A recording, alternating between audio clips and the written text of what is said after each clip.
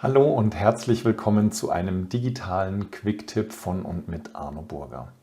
Beim letzten Quick-Tipp habe ich euch gezeigt, wie ihr Online-Inhalte einbinden könnt. Ja, ich habe da ein Video von mir genommen und da ging es um Feiertage in meinen Kalender in Outlook einfügen.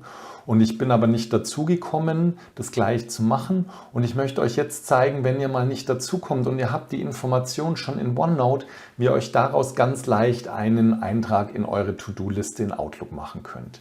Ihr geht in den Absatz, in dem die Information steht, die ihr in Outlook als Aufgabe oder als Aktivität haben wollt.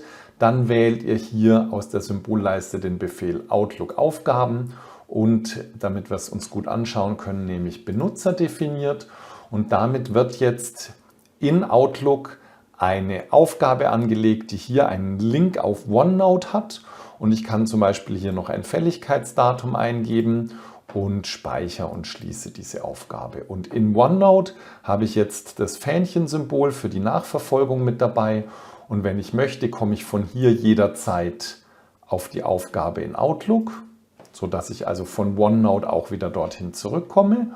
Und wenn ich in Outlook bin und in Outlook in den Aufgaben bin,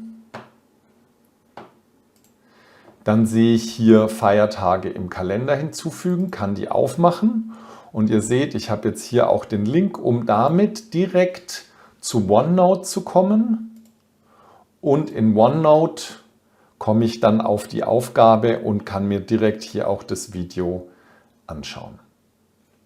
Ja, das war's. Ein kleiner Quick-Tipp für heute. Ich hoffe, es hat euch Spaß gemacht und freue mich auf eure Kommentare. Das war's für heute. Euer Arno. Ciao.